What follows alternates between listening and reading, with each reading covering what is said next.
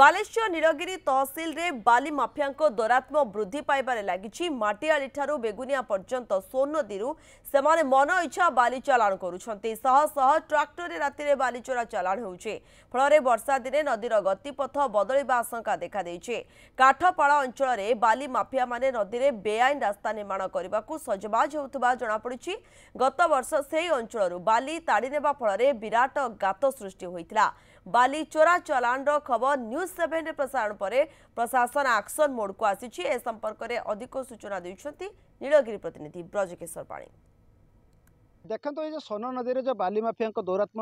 वृद्धि पाई ये खबर आम बारंबार प्रसारण करूँ कहीं आम जो जगार अच्छू पुंदाल और काठपाड़ को गोटे बेआईन भाव रास्ता करते बाली माफिया मैंने यही रास्ता दे जाते से अपोजिट साइड बाली आणुले लक्ष लक्ष टंकार राजस्व लुट कर नहीं सारे। जो ग्रामवासी मैंने विरोध भी करते आम भी खबर प्रसारण करूँ जो लोक मैंने गत वर्ष ही पड़ी मरी गोरु गाई पड़ी आहत होते आज लोक मैंने राजरास्ता कर देखिपे प्रशासन आज गोटे एक्शन मोड को आसी भांगार लगी जो बेआईन रास्ता को से भांगार लगी किसी लोकर प्रतिक्रिया रखा। अच्छा ये कौन घटना यही रास्ता दे कौन आसुर बाली चोरी यही रास्ता देकी यही रास्ता भांगी जाइतिला पुणी ताको रास्ता जोड़िकी सी पुणी यही पदा सब ताड़िकी देखुचन तो आपण कौन माने पदार परिस्थिति आमर गोरु कि मशान आमर जो सब पुड़ा जाउची से सब आउ पुड़िया लगी जागा ही नहीं सब ताड़िकी ताको नहीं गले लोक भी से खालर पड़ी बहुत लोक भी मरले। आज एत दिन पर कहीं प्रशासन भांगे आरंभ आम प्रशासन को बहुत थर जनईचु बहुत थर कहीचु किंतु तथापि कौन निद भांगी ना एत दिन है। आज बाध्य आम रास्ता रोक करापर जहाँ हो प्रशासन आसिक एक्शन मोड नहीं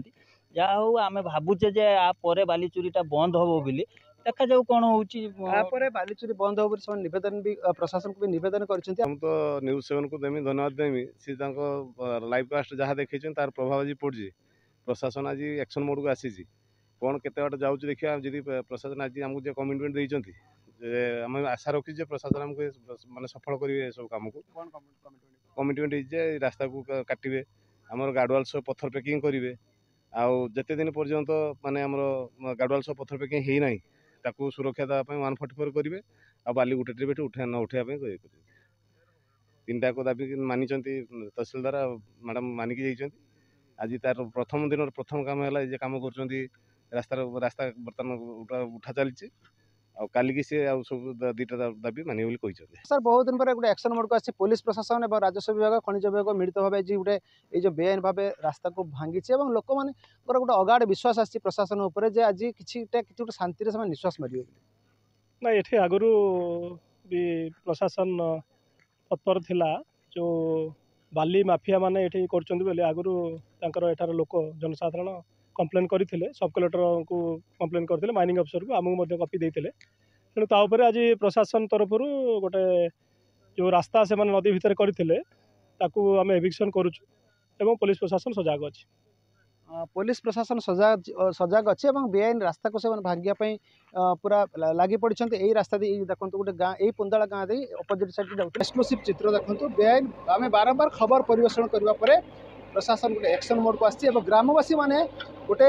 राजरास्ता को ओह्लैंती आम भी निवेदन करूँ प्रशासन को खनिज विभाग को एवं पुलिस प्रशासन को एभली एक्शन सब रहा दरकार एवं अंचलवासी किभली चलिए सुरखुर में व्यवस्था करने दरकार। ब्रजकिशोर पाणी, न्यूज 7।